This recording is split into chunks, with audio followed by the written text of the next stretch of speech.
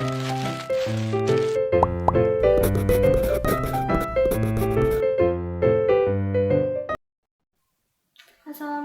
warahmatullahi wabarakatuh. Mohon izin memperkenalkan diri.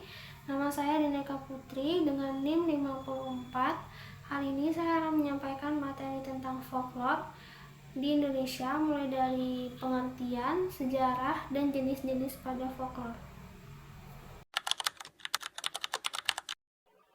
Secara umum, folklore adalah sebagian kebudayaan suatu kolektif yang tersebar dan diwariskan secara turun-temurun di antara suatu kolektif macam apa saja, secara tradisional dalam versi yang berbeda, baik dalam bentuk lisan maupun contoh yang disertai dengan gerak isyarat atau alat pembantu pengingat.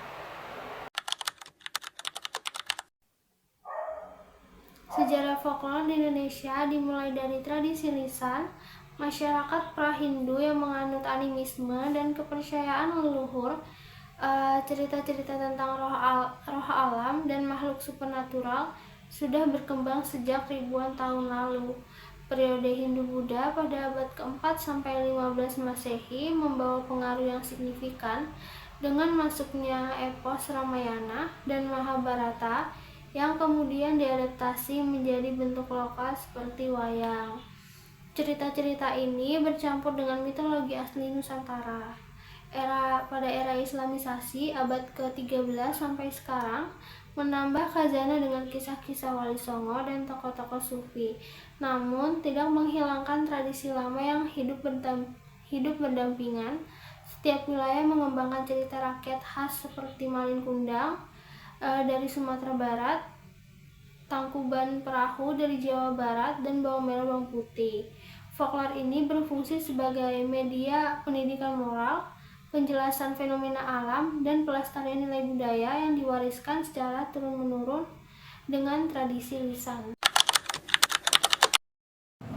Terdapat 3 jenis folklore. Yang pertama ada folklore lisan. Folklore lisan ini disampaikan melalui mulut ke mulut.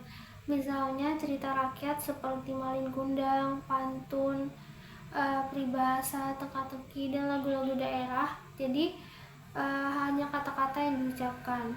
Yang kedua ada folklore sebagian lisan.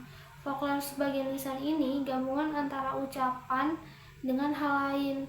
Contohnya wayang yang ada dalang yang bercerita, tapi juga ada gerakan wayangnya, atau tarian tradisional memiliki cerita di baliknya.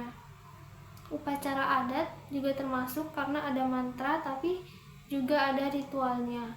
Yang ketiga ada folklore bukan lisan.